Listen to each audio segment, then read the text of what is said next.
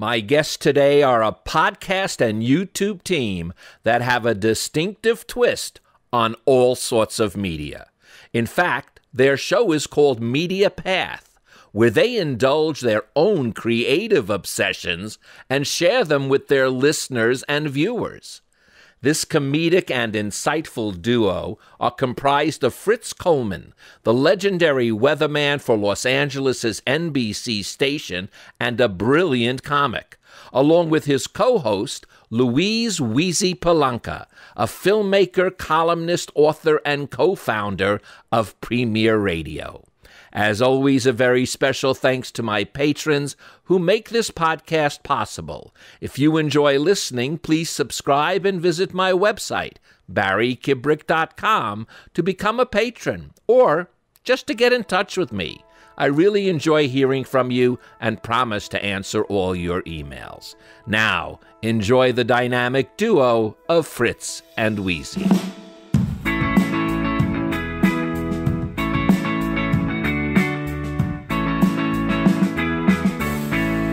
Fritz, Louise, it is a pleasure to see you. It seems like it's just yesterday that we were together, and we actually were. So I'm so glad you guys can join us. I've been taken by your podcast, and I'm really glad you came on because I want to share the concepts that you bring out with my listeners so that they can get a chance to hear the type of work that you guys are doing, because I think it's quite important and good.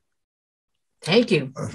Thank you for sharing. Tell us something good, Barry. Yeah. Well, I'm about to. You know, it was very funny. The thing that I find most impressive is that what you guys do, besides having a great relationship, and I think I want to focus a lot on that, because when I find it as interesting to listen to the two of you yap between each other as I do when I hear you guys talking to guests. So that relationship that you have is something that I find embracing. It allows me to feel that I'm listening in on almost a private conversation. Well, we appreciate that because we feel the same way. Yes, we're very entertaining on the phone together. We decided to just start recording it and invite friends over. You know, Fritz, I saw that you were in Buffalo. I knew that because we know Phil Buth. When you were in Buffalo, you were on his... He was the general manager at the first place I ever did weather. And at WKBW in Buffalo, New York. And they had their shtick for the weatherman was called The Weather Outside. Now, keep in mind that the Buffalo television station was right on the waterfront of Lake Erie, maybe one of the three coldest spots in the United States. So even if there was a lake effect blizzard, there could be 7 feet of snow. I would be waiting in the station, and in the commercial break preceding the weather, they would open the elephant doors and shove me out into a blizzard with an Alaskan parka and a green screen. And I'd have the parka pulled up close, and all you would see was my mouth moving, and I would do the weather in the parking lot. And that was and so Phil Buth was always a fan of mine, feeling guilty about how he treated me when I was the weatherman in Buffalo. Well, anyway. But is that, Louise, is that how you met Fritz when you were in Buffalo? No, I mean, maybe that's why we have this connection, but I grew up in Buffalo, New York, and I had known Fritz for a while before I learned that he had been in Buffalo. The reason I probably didn't recognize him or his name was because in Buffalo, he was called Jay Fredericks. So maybe I heard him on the radio. I don't know. I probably did. But now he's Fritz Coleman, and we just have Buffalo in common, and we've both thawed nicely and are very happy in the Southern California climate. Yeah. The reason why I didn't call myself Fritz, which is my real name, is my manager's name at the radio station was Norm Schrut. And he said, nobody named Fritz is going to be an announcer on my newscast because you sound like a Nazi camp guard. So we're going to change your name. And Jay Fredericks is part of mine, Joseph Frederick Coleman. And so that's why I changed my name, because he hated that name. He said, people are going to have bad thoughts when they hear the name Fritz. We also had to change his resume and remove the Nazi part. Well, when I was in Alaska and I was a broadcaster, I had to change my name to Barry K because they thought Kibrick was too ethnic. Yeah. Wow. So isn't that interesting? So I was Barry K and the Swinging Soiree. Let me explain to you how we started our relationship and how we became friends. After I had been a stand-up comic for a while, I wrote a piece about my dad that I ultimately turned into a theatrical piece. It was called It's Me, Dad. It went on to be broadcast on public television, KCET, for 7 Father's Days in a row, because it was a sort of a salute and an investigation of my relationship with my father. And so this started out as a comedy monologue, and I turned it into a one-person show. It was a theatrical piece. And Weezy, who I'd never met before, came to see my show, and we became friends afterwards. And she had some comments about the show that were so astute. The observations were so wonderful, and she's a comic herself, that we just sort of struck up a friendship that way. And then when I did my second one-person show called The Reception, which was about divorce, she produced it. And we had some great success with that. We took it all over Southern California. So we've been sort of collaborative. We've never made any money together, but we're having a hell of a good time. And nobody makes any money in theater, as you know. And doing these podcasts. yeah. Well, it's just fun. We just love having conversations. But anyway, so we did that. We got involved with some other projects together, and then Weezy sort of expanded her life. I'm going to let her tell her own story, but her business success is a great American success story. And she started as a comedy writer for Rick Dees. And tell your story, Weezy. Right. I came out from suburban Buffalo. I wanted to get into entertainment, and I knew nobody. So it's similar to your story, Barry, where you just kind of claw your way into a room. And what I heard was that you had to become a page, like that's the entry level position that you want to go for. So I applied for page jobs all over. I got one at Metro Media, which was on the KTTV lot. It's Sunset and like Wiltern, maybe. There was an erector set on the building, and maybe you've passed that. And I got a job as a page, and then worked my way into like a reception position at a show called PM Magazine. One summer we had disc jockeys co-hosting PM Magazine. I was told that Rick Dees was funny. I didn't know because I had an AM radio in my Honda Civic hatchback, and Rick Dees was on the FM radio. But I had been told that he was funny, and I kind of was already sort of steering my ship in the direction of humor. So I wrote all this funny stuff for him, like I had the Rick Dees and the host, Sandy Newton, the female host, Sandy Newton, walk by a newsstand, and I put in the script, I go, like, we love these neighborhood shops because everybody knows everybody. And then I put in the script, see if you can get the news guy to say, hey, Steve, hey, Edie, when you pass by. And then you get the tape back from the field, and you're like, oh my God, they pulled that off. So it's just silliness, but like Rick liked it, and he was starting his own countdown show, and he wanted to go up against Casey Kasem, but he was going to be Casey Kasem, like a top 40 show, but with humor, with comedy. And one day I get a call from Rick Dees, who's on the air while the song is playing, and he's offering me this position. So that's how I kind of maneuvered into radio. And then while I was at Kiss FM working with Rick Dees, I met other disc jockeys, Tim Kelly, Ed Mann, Steve Lehman, and we formed Premier Radio Networks, which is now a division of iHeartMedia. And is that the business that you sold? Is that correct, Louise? Yes.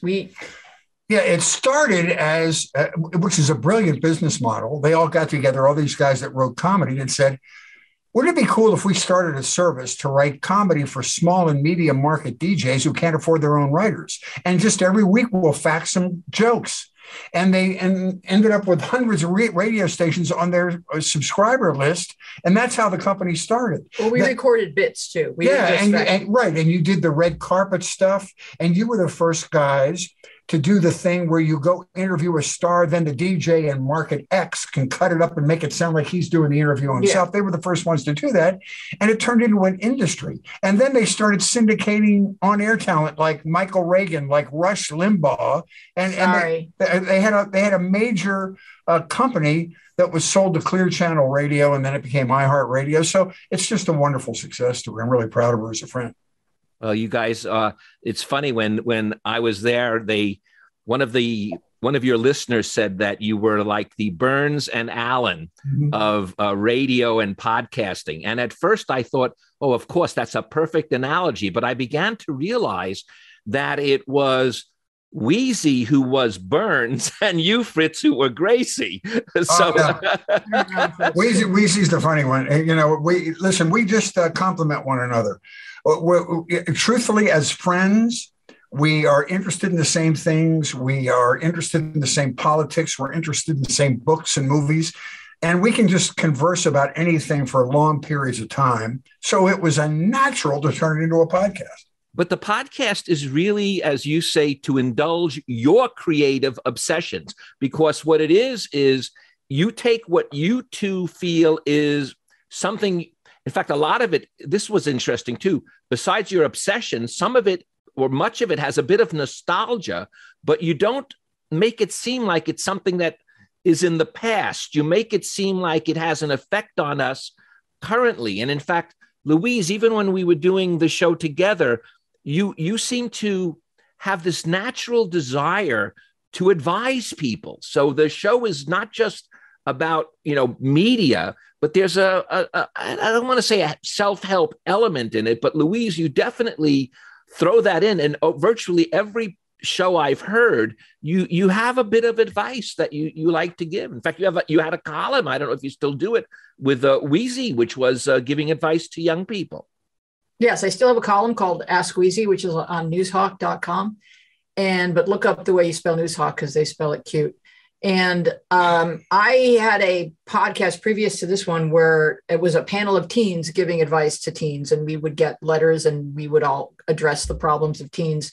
And before that, I had written like a middle-aged novel. It's semi-autobiographical. And I think it all goes back to because I got my degree in education. So I think I've always felt like I was cheating to go into entertainment because what I was really meant to do was teach and mentor young people. And so that's always been a passion and an interest of mine. So I just find that we're all connected, like we're all part of the same human organism. And when you learn, teach, I think that's what Maya Angelou teaches us. So I try to apply that to my life. Fritz, you also really told me that you enjoy mentoring. Even when you're at KNBC, you enjoyed having the young people come in there and sort of guide them and mentor them. Well, first of all, I couldn't believe that I was employed for 40 years as a weatherman, having no training as a weather person. Next to Pat Sajak, I might have been the luckiest guy in show business. But I always felt like it was important to take young people who are feeling insecure about their own talent and wondering if they're going to make it under my wing. That always brought me great joy, especially, and you know how this feels, Barry. After I became a parent, I would say to myself, I would want somebody to do this with my children. So I'm going to pay it forward that way. So, yeah, in fact, I found it very important that both my boys had other close friends of mine in their life. One of them, Joel, who worked with us on It's Fritz. Joel's one of them. My friend, person and his wife. Yeah, my dear friend Michael, my friend Wayne. They've all been involved in my kids' life because I think you need that so that they get well-rounded. They get some perspective besides just dads or moms. Mm-hmm. Yeah, it's tough to be the son of a dad, especially a dad who has a talent or has accomplished something in one particular area, because the natural thing is for this boy to try to carve out a little piece of the planet external of his father's umbrella. So if you have other people that are influencing him and other people whose backs on which he can ride, that's a really healthy thing. I think you bring up a good point with that, Barry. And Louise, I get a sense that from the work you've done with kids, in fact, your first book was called journal, right? It was Louis. It was Middle School Love and War. Is that correct? It's a book you wrote even about how kids have so much confusion in their life, and yet you give them so much credit on how they can separate it out. What's one thing I find that I get very upset when I see that, even though I know how much confusion there is in growing up, I hate it when I hear people talking about our current young generation as if they don't have the same good stuff that the older generations have, because it's absolutely not true. The younger generation is as solid as a rock as far as I'm concerned. I feel we're in very good hands. They're smarter. I think the natural progression of humanity is kids are getting smarter. They're smarter because they can learn exponentially. So, I mean, and that's kind of like what our podcast is about, is that the idea of a media path where if something interests you, you can immediately turn the page to the next thing and then go deeper and deeper and deeper. And it's like instant. So, I used to, walk uphill to the library in the snow and order a book that, by the time it arrived, I didn't remember why I wanted it, but and so that window of curiosity opens and a kid can go deeper and deeper and deeper. And we're creating these super learners. So if you're interested in, say, a certain subject, you can watch every documentary that you can find about it in one evening. And then you can find out who influenced this filmmaker and watch everything that person created. And so your kids they're able to do that. We're sort of guiding people in our generation to, well, if you liked this, like we're like the human version of Amazon, suggesting what else you might like, what else you might enjoy. But, your kids know how to do that natively, right? So, and my grandchildren know it even more native than my kids do. It's amazing it freaks you out even when you see them in action. Yeah, you're so right. And I saw this with my daughter, who's the youngest of my children. She's 21. And she can multitask to an astonishing level. When she does her homework, she's doing her homework on a laptop.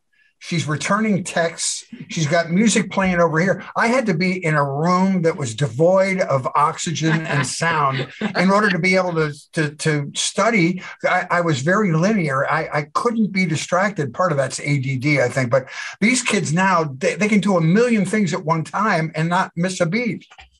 Yeah, I'm fascinated by it. But, part of it is, in their way, they're being, and this is a thing that both of you bring out on a number of your podcasts, the importance of being your authentic self.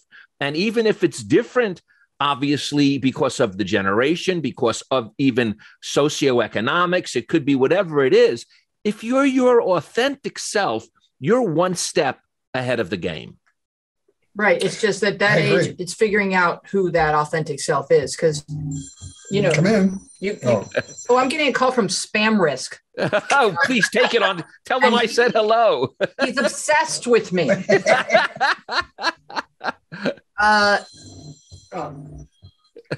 been taught, like that's a silver alert, like there's a senior in trouble or something. No, I've been taught by my brainiac nephew not to answer it or not to decline it, because you just have to make the number learn that you don't exist, and then they might stop. Well, I didn't see. That's good. Yeah, I'll take that. I try to block them. I try to do everything, but I'm going to follow your nephew's lead on that. Just ignore, like you would anyone who stalks you. Like I forget what point I was making, but get me back there, Barry. Oh yeah, we were talking about being your authentic self and how the young folks today, even if they're growing up confused, they have that ability to really be authentic, puts you a step ahead of the game. Yeah, but it's so tricky because when you're creating self in your teens or 20s, a lot of that creation is sort of like motivated by a concept of who people want you to be, because your need for a community is so extreme.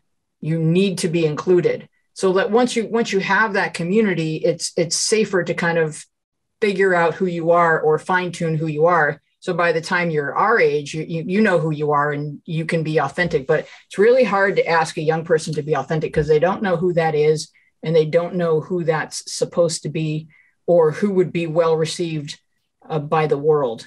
And I'll tell you, if I could just interject something here, I think we're in a really delicate place in history, Barry, with that issue, where kids use social media as a mirror to reflect back on them who they want to be and who they think they are. And that's so dangerous.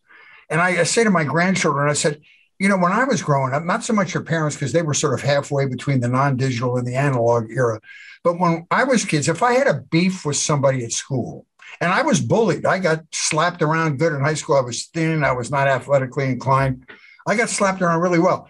But what my safe haven was the weekend. I would go home from school on the weekend and not have to worry about being bullied and go back to work on Monday. And there's a good chance that whoever the bully was or somebody's attention span was directed in another way. And so everything had cooled down. There was a 2-day grace period.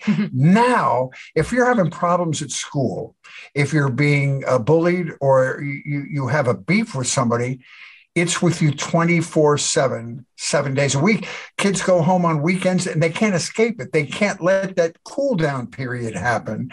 It's a really hard time to grow up and to discover who you are because of all of this cacophony of signals you're getting from social media and everything. What a hard time to grow up now. I'm embracing my grandchildren, hoping that their self-esteems are hardy enough to be able to navigate this whole thing. It's a tough time. Yeah, well, you can see when I look at my grandchildren, I'm blessed that, you know, their parents, my son and my daughter-in-law, who's really like my daughter, they have such a big role in their lives. That's where the difference really comes in. If you have parents that have their heads on their shoulders, you don't have to almost worry. It's the problem is where you do not have that. And unfortunately, in our society, we don't always have that with our parents. It's not so much the kids, it's the parents. And if you have that good parental support, I think you can get through almost anything that might be out there, or at least have a pretty good shot at it. Yeah, and you have to build a hearty self-esteem, and parents can be responsible for that. You're absolutely right. And the problem is the stress on parents is everybody is a 2-income family now, and parents have to work hard to survive, and they can't be as proactive with their children as they might even want to be. So it's a difficult time. It is definitely harder, though, in the digital age to be young. But you know what? Everyone in their own stage feels that they're that way. In other words, I don't think anyone, and we talked about your show with nostalgia, I don't think anyone really wants to go backwards. So we know that the progress, we have to be able to adjust to the change. And as we get older, this is where I think we balance out, is as we get older, the change is a little harder for us. So we have our own little challenges that we have to meet in order to stay current and keep our own wits about ourselves. So, you know, Louise, you mentioned it before, the string of humanity. We are all in this together. And I think the biggest block we have now is that we don't realize how important each and every one of us really is. We seem to feel so marginalized by things that are bigger than us, whether it's the climate, whether it's the institutions we're involved in. But the truth is, each and every one of us, we are all cogs in this great machine known as the universe. And we're as important as the sun and as irrelevant as a bug, but we're part of it. And I like the fact that you made that clear. You brought up nostalgia and a couple of times, Barry, and I want to reflect on that because Weezy, you know this from doing your own podcast. You sort of discover what your strengths are in your podcast and sort of learn what chemical thing works for you on your show. Weezy and I have discovered that when we get into, we've had a series of musicians from the 60s, Bill Medley from the Righteous Brothers and Gary Puckett and some of these guys, recording engineers. We both have a great deal of interest in that. And we find that we really love those moments. And I guess it is nostalgic, but I guess we're comfortable in that universe. So we do bring a little nostalgia to it, but not on purpose. Well, I also think, though, it's a little different because you're bringing it not as, let me see if I can phrase this correctly. You have, like you said, a fondness for it, but it's not like a yearning to go backwards. That's what I was trying to express before. It's a fondness for it, but now wanting to share it and move it forward. You see, there's a very slight difference where someone's greatest moments were when they played high school football. I feel sorry for that person because they're going to live for the next 70 years, hopefully, without playing high school football.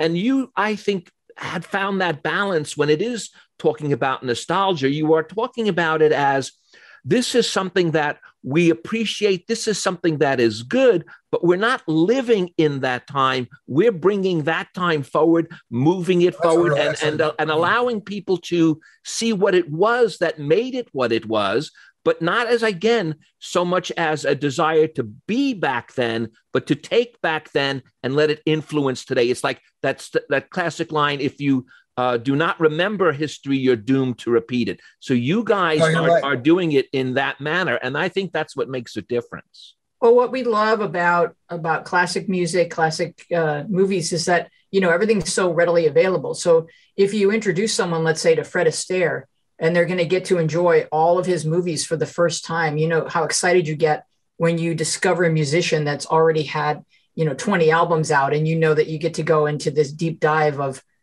stuff that resonates with you. I mean, that's what's so wonderful about the technology, making every room a library where, let's say, you always liked Tommy James, but you never listened to an entire album. Well, now you can go to Spotify and you can do that. So there's just so much wonderful exploring that we can do. And we love to just open people's eyes and ears to what maybe would resonate with them. And I sense that is, Louise, you even went further. You did a whole thing, a documentary on the Cowsills, the original Partridge Family. I mean, you went there and I saw parts of it. I didn't get to see the whole thing yet, but I saw parts of it. And again, we see them as they were already no longer the Cowsills or of that generation. They were already older. And yet you see how their work ethic, you see how their relationships, you see how those things are forever. They're not something that is time sensitive. They are forever. And you see the great dichotomy between this polished, shiny American family that was presented on television. And when you go through the arc of their lives, you realize these people had some dark or even darker issues than many people had in their family lives. I'm going to brag on my friend. If you haven't seen that, whether or not you're a fan of the Cowsills, and there's several hits and their TV shows, it is a beautiful piece of work. And it's a really interesting journey of an American family from that post-50s, everything is shiny and new and wonderful, to the reality of today, including Hurricane Katrina and drug addiction and family abuse. It's a beautiful piece of work. I'm recommending it to people that couldn't even name a Cowsill single if they had to. Oh, they'll recognize the songs when they hear them, but the film aired on Showtime for 2 years, and it's now available on Amazon Prime. And Fritz is in the movie because he introduced Shirley Jones, who introduced the Cowsills, when she got to meet them in real life for the first time at a benefit that we put on. She said it was the greatest moment of her life, getting to meet me. Won't stop talking about it. I'm like, sure, I blocked her number. Yeah. I mean, it's worse than spam risk, the way this woman calls me. No, Shirley Jones is lovely. She's absolutely lovely. And I got to go with Bob Cowsill over to her house when Marty was still alive. Oh, that's Marty Engels, right? Yeah. Yes. And I just want to warn you, if you want to time travel, he's a challenge. But we get in there and Bob was like a little kid getting to ask, what happened? Like, why weren't we in the show with you? And she answered all his questions, and she's just a doll. And that's in the film. And I have some even more of that conversation and other interesting conversations on my YouTube channel, where I have a playlist called Documenting the Cowsills, because there was 8 years of footage. It's a beautiful piece of work. And whether or not you're a fan, that's what I think is a hearty documentary. If it's about a topic that's interesting, whether or not you know what the subject is. And it's really good. Everyone has a family, so I think everyone can relate, even if you can't sing. Now, I want to talk a little bit about, again, something that some sort of the philosophies that you bring to the work you do. And I'll start off with Fritz, because when you did the It's Me, Dad, there's a real element of it that you wanted to make sure you did it because you didn't want your children to feel the same way you felt about not knowing your dad. You beautifully described it. That was the point of it. It's Me, Dad was the first one-person show I did. And I'll just quickly give people a little primer on it so that they know what we're talking about. I went to my father's funeral, and my dad was an alcoholic, so he was very closed off. So there were a lot of things about his life I didn't know. At his funeral, he had friends and business associates and competitors all come and do little testimonials. And I felt like I was at the funeral of a stranger. I didn't know any of these things. And I just promised myself at that point that I was going to never allow that to occur with my own children, where they would have questions about the major signposts in my life that they weren't aware of. So I said, I'm going to make a list of every aspect of my life, good and bad, and I'm going to record it somehow and put it in a safe deposit box. When I wrote this, my kids were only 7 and 5 years old. And then when they're 18, they can listen to it, whether or not they judge me or not, at least they'll know the truth.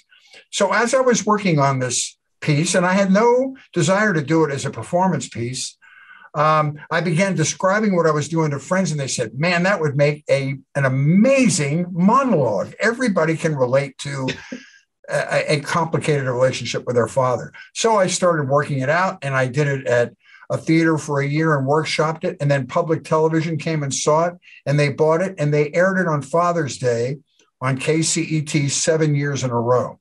So anyway, that was the offshoot of that, Barry, just so people know what we're talking about. But now I'm going to get back to Louise in 1 second, but we can't stop there because there's a situation that occurs because of that, Fritz, where you end up having between a 30-minute and an hour-long personal conversation about theater with Marlon Brando. Do you mind sharing that? No, I don't mind at all. It's one of the proudest things in my life. So KCET, I was doing this show, this monologue. I call it a stand-up confessional. I came up with a new title. It's like a one-man play. It's a one-man play at the Victory Theater in Burbank. It's a 99-seat house. And Al Jerome, I don't know if you knew him or not. I think he was the head of the group when you were there. He was the head of all I can tell you a story about Al Jerome after you're done. That'll blow your mind. Yeah. He saw it and loved it. He said, I want to produce this as a show at KCET. And I almost collapsed. And so they produced it. They built the set. They directed the show. They made a tape out of it. They sold the tape. The night that we broadcast the show for the first time, they made it a fundraiser. And so I got all my anchor friends, Chuck Henry and Colleen Williams and Kelly Lang, all to go over and do the pledge drive as they were airing the show. This was the first time it aired. And so after the show was over, it was in real time. So the show ran from like 8 to 10 o'clock, including the pledge breaks. And I went home exhausted. And there was a message on my phone machine when I got home from the producer of this piece, whose name was Bodan Zachary. He was the guy that produced it for KCET. And he said, write this phone number down and call it immediately. And I thought, oh my God, it sounded like a Colombian drug deal going down. So I wrote the phone number down, and I called him back before I called Mr. Brando to find out what this was all about. And Bodan said, Marlon Brando watched your show and he loved it and he wants to talk to you about it. I said, oh my God. He was a big benefactor at KCET. And so I wanted to do it. As I described, this was at a time in his life when there were a lot of snarky comments about his weight and about his mental health and everything. So I didn't know what this was going to be like. This was either going to be a descent into the third ring of hell, or it would be an interesting conversation. So I called up, he answered the phone. I said who I was. And as you mentioned, I went off on was probably a half-hour lucid, creative, amusing, very sensitive conversation with Marlon Brando talking about theater. And he wanted to know where I workshopped it and how long I workshopped it for. And did I write it myself? And then he talked about taking Streetcar Named Desire on the road and all the off-Broadway stuff they did before it was a big Broadway success. And he was complaining about Tennessee Williams writing new sides for the actors every day, and everybody would get mad because they couldn't memorize it fast enough. And just a wonderful conversation. And there was no hint of any of the cliches that people were tossing around about Marlon Brando. He was very lovely to talk to. And it was one of the single best half hours of my life to get to talk to him and have him respond so well. He said, I like it because it's about something, and it's about something everybody can relate to. So anyway, that's But then you had to block his number. Then I had to block his number. Then he got a little obsessive. You and the poor numbers block. Well, don't bring any clothes. I'm going to tell my Al Jerome story in a little bit, but maybe not. I don't think I will, actually. I got in trouble telling a bunch of stories on your podcast. I'm not sure I should go into them, but we'll see. But Louise, I want to talk about this because I found this fascinating when I went into your studio. You had you have a big desk in front of the where your guests will sit and things like that, and it's filled with. The desk has, I guess, they're lunch boxes of old TV shows. I think they might be. I'm not exactly sure, but there's actually only one word that you can read clearly on that desk, and that word is persist. And you talked earlier about having to claw our way in. But that's kind of an interesting thing. And I watched it again today. And that's the only word you see on this entire desk, persist. So that must mean something to you. And I want to hear it.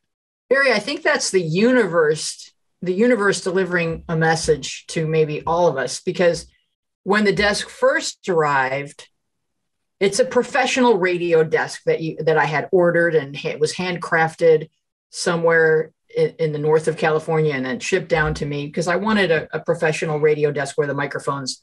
Our podcast is not just an audio podcast; it's audio and visual. We had to create a little TV studio in a room in the house, and the front of the desk looked just kind of wood, a lot of wood, and so it was the presidential campaign, and I just sent away to everybody I liked. Whether it was Cory Booker or Julian Castro or my pick was Joe Biden. So I'd like to take credit for his election because I was an early supporter. But anyway, so I just peppered just campaign stickers, and that was Elizabeth Warren. Elizabeth Warren's was persist. That was her slogan, because there was a moment in the Senate where she wanted to finish her thoughts, and she was cut off by someone like Ted Cruz. I don't know if it was Mitch McConnell or Ted Cruz cut her off, and she said, let me just finish this sentence. And then he wanted her, sanctioned or whatever, disciplined. And, and his explanation was like, she was told to be quiet. Nevertheless, she persisted. So she took that on as a badge of honor, and nevertheless, she persisted has become sort of a catchphrase. And that was her bumper sticker. It said, persist. So when the election was over, we decided, okay, after the first initial stages of the pandemic, we're going back into the studio. We've all been vaccinated. And we, rather than take down the campaign stickers, I decided it would look cool if I took some of the lunch boxes and I sent away for these little plexiglass shelves that you just kind of like, there's double stick tape, and you just kind of put the little plexiglass up, put the lunch boxes on, and you can see a little bit of the bumper stickers through the lunch boxes. But if you're saying the one word that you can say is persist, then that is definitely the universe delivering a message, because there were a lot of words that are covered up by lunchboxes. I'll tell you what's interesting about that lunchbox collection. We're working our way through having everybody who's been on those lunchboxes, and we've had 3. Who do we have? Flipper does not return a call. We've had Anson Williams, Marion Ross, and we had Judy Norton from the Waltons. Yeah. She's on a lunchbox. We're working our way through the lunchbox. You're going to have Cindy Williams, who I had on my show. I don't have her lunchbox. Maybe I can go to. You don't have a Laverne and Shirley lunchbox? No, I don't know why. I get it before she comes to the studio. You must have already been taking a sack lunch when that show hit the airwaves. But, but those are fun to collect because there's, lunchboxes, Barry, there's a very limited, finite number of metal embossed, beautifully artistically crafted lunchboxes. And then parents realize that this is too much of a weapon and we must have some kind of technology whereby we could craft a softer, less lethal device within which people, our children, our treasured children, can carry their lunch to school and not bash each other over the head with it. Yeah, plus there are metal detectors at school now and they wouldn't allow them. Oh, that's an interesting thought. But yeah, so I actually have a book that has all the lunchboxes in them because it begins in like 1955 and it ends in like 1975. So you can actually collect all of them. I feel like once I filled up the shelves that are in my home, that I was done. That's enough. I don't want to be that person that just keeps going on eBay and then filling up every hallway with that's hoarding. That's hoarding. That's called hoarding. I'm a fan of this show, American Pickers. So I know for a fact that what really makes the lunchbox even more, I guess, valuable is do you have the thermos matching? Oh, that's right. Because that's the real. I love that show. And you know what I found is one of the most valuable items is the old gas station signs like Esso or Mobil. Those seem to gather the biggest bids from those guys when they go around. Yeah, I find it fascinating. Yeah, it's funny. Is your lunchbox worth more if you can rid the thermos of the stench of sour milk? Right. I'll tell you, I'll never forget one day when my mom packed in my lunchbox a salami sandwich. Oh boy. And boy, I'll tell you, by the time it was ready to eat, the entire school knew what was in my locker. Yeah, of course. It was not a pretty smell or a sight, so to speak. Yeah, so the lunchboxes are fun and they do look decorative on the front of the desk. No, and like you said, because of your show, they really fit the decor perfectly. So it's really cool.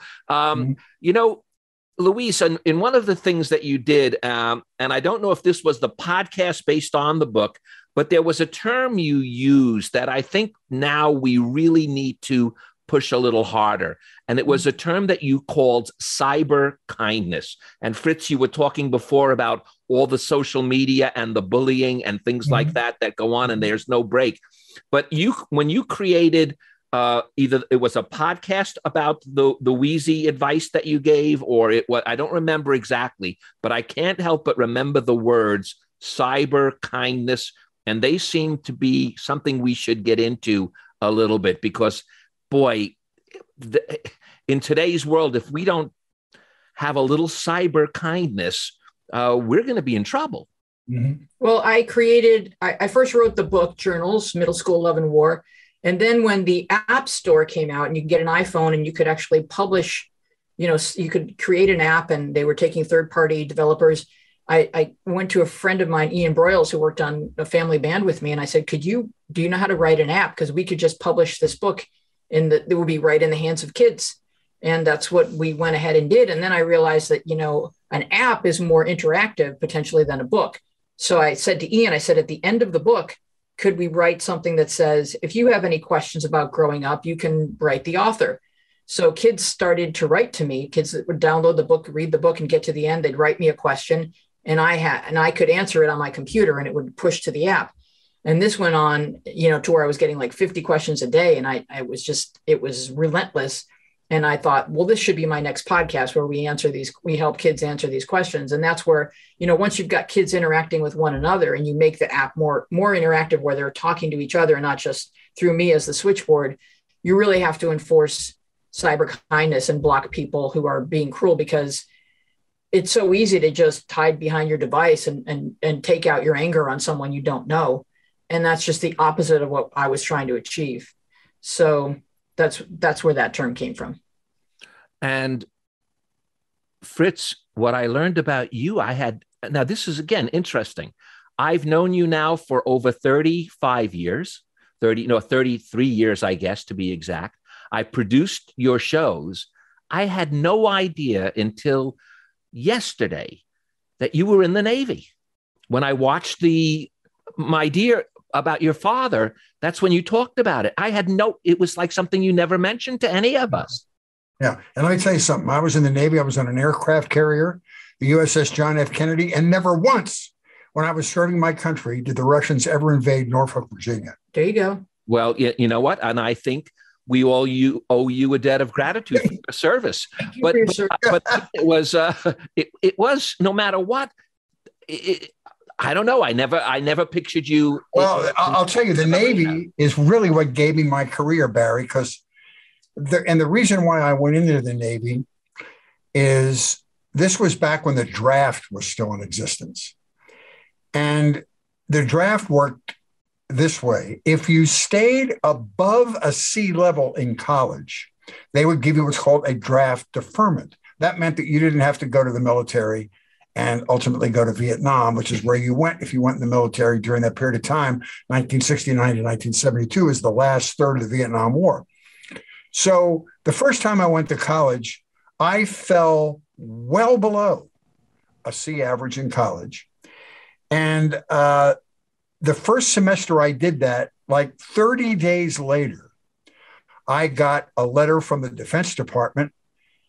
We would love you to come down. We're considering you for joining our club. Come on down and get a physical. So I had to go down to North Broad Street in Philadelphia and get a physical. And while I was there, I'm standing there naked with 300 strangers. It's just the most humiliating hour of your life. And I'm walking down the line, and everybody in line is asking, am I going to go to Vietnam? And the guys are saying, well, there's a very good chance. And it wasn't that I didn't want to serve my country. I just thought that I would be more productive in a non-gun oriented job in the military. So I picked my clothes up during my physical and walked right down to the Navy recruiting desk and signed up. And to this day, it might be the best decision I have ever made as an adult. I went into the Navy. I went to electronics school at Great Lakes outside Chicago. I was assigned to the USS John F. Kennedy.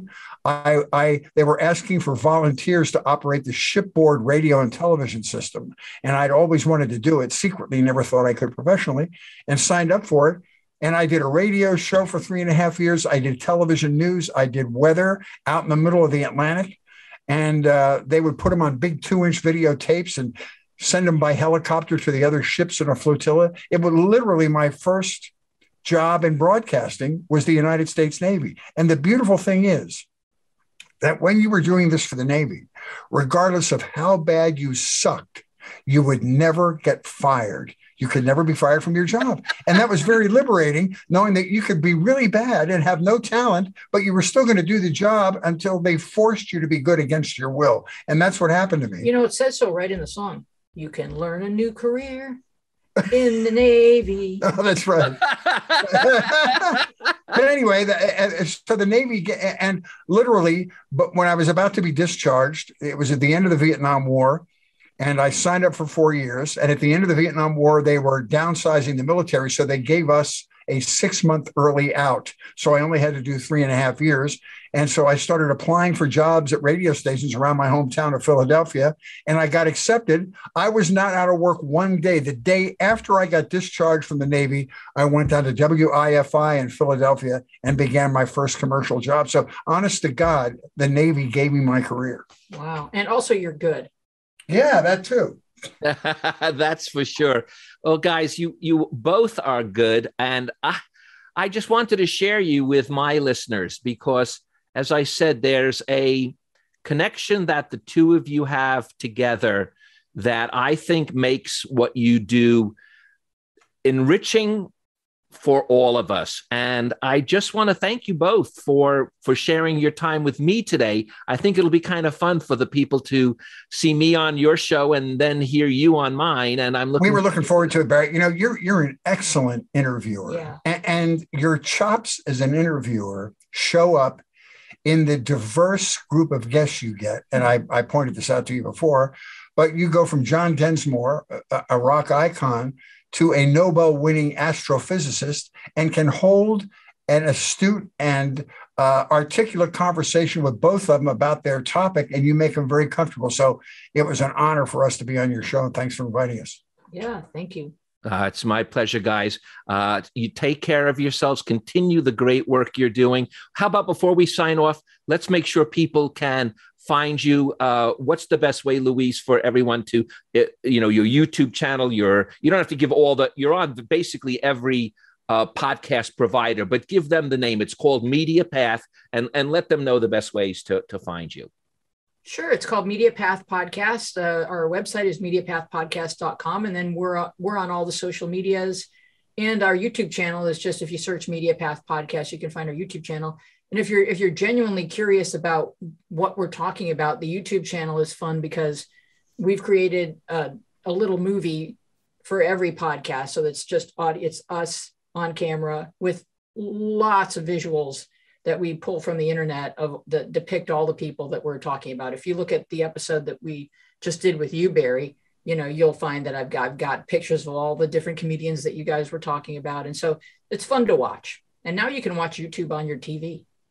It's a miracle. Right. It's a miracle. Yeah. Thank you guys so much. And Fritz, as always, we're old friends. And now I feel like we're new old friends, Louise. So, well, I'm so glad that we reconnected, and I'm proud to say that 3-year period when you produced 3 of the television shows that I was involved in were the best period of my career. And the older you get, the more nostalgic you get about that, and the more appreciative you are of the experiences you've had. And I'll never forget those times, and I appreciate your part in it, Bear. Thank you, guys. Take care, and we'll hopefully see each other soon again. Good to see you. It was a joy talking with you, Barry. Thank you for everything. Thanks for listening. If you enjoyed this podcast and want to hear more, please subscribe or become a patron of the show at barrykibrick.com to keep it going every week. Thank you.